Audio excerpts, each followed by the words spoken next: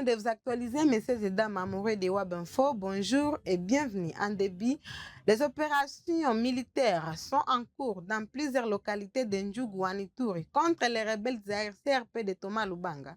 L'armée congolaise, via son porte-parole, appelle à la collaboration de la population. Suivez. Notre discipline et notre professionnalisme dans ces opérations que nous menons contre les mouvements rebelles CRP alliés du M23, la population doit nous accompagner à collaborer avec les forces de défense et de sécurité. Dans ces actualités, le ministre de la Justice, Constant Mutamba, a présenté à l'Assemblée nationale le projet de loi portant création, organisation, fonctionnement et compétences du tribunal pénal économique et financier ainsi que du parquet national. Suivez. Honorable président de l'Assemblée nationale, honorables membres du bureau de l'Assemblée nationale, honorables députés et très chers élus légitimes de notre peuple. Je me présente par devers cette auguste Assemblée pour présenter, en vue de sa réception ou recevabilité, le projet de loi portant création, organisation, fonctionnement et compétences du tribunal pénal économique et financier, ainsi que du parquet national économique et financier y rattaché. Ce projet de texte, qui constitue en réalité une réforme majeure de notre système judiciaire,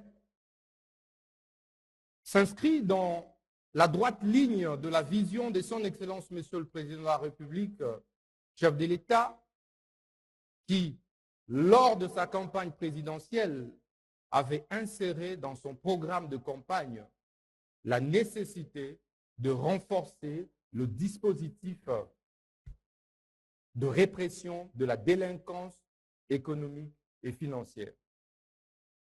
Et cela a été repris dans le programme d'action du gouvernement tel que piloté et coordonné par son Excellence Madame la Première ministre.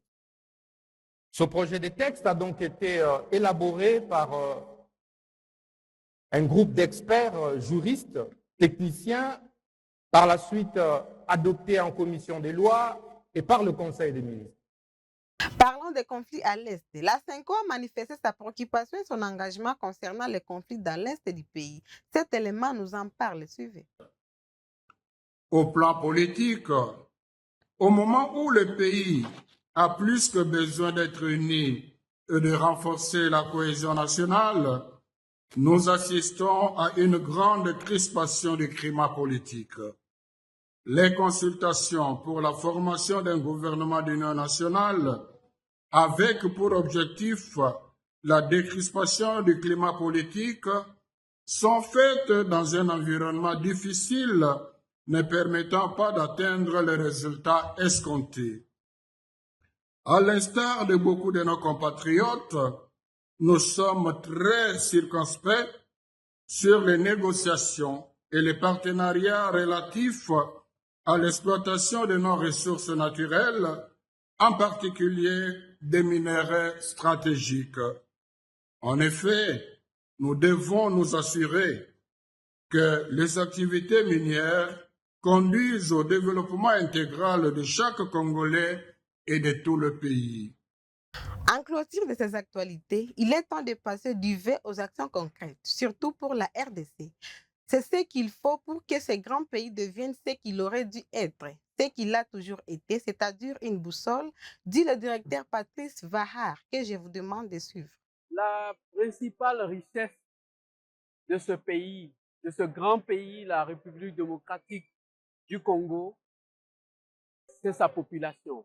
C'est une population qui est essentiellement jeune, une population féminine, une population culturelle, une population diversifiée. La force du peuple congolais, c'est sa diversité. Donc tous les discours qui peuvent diviser, éloigner les Congolais les uns des autres doivent être bannis et nous devons dire non à ces discours-là. Mais tout ce qui peut les rassembler, la culture, le dynamisme, la volonté de outrepasser toutes les difficultés pour offrir la paix, la stabilité et le développement. C'est ça que nous devons chacun pouvoir encourager. Nous pouvons le faire. Vivre ensemble n'est pas un simple vœu. Vivre ensemble, c'est ce qu'il faut pour que ce grand pays, le résumé de l'Afrique, devienne ce que ce pays aurait dû être, ce qu'il a toujours été, c'est-à-dire une boussole, non seulement pour le continent, pour sa population, mais également pour le monde entier. La culture qui vient du Congo, le Grand Congo, inonde le monde, parce que les Congolais sont d'abord des génies culturels. C'est ça.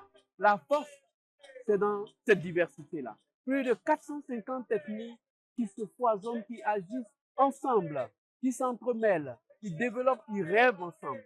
C'est ce Congo-là que nous pouvons contribuer à se réaliser. C'est par ici que nous mettons fin à ces actualités, messieurs et dames. Merci de nous avoir suivis. Au revoir.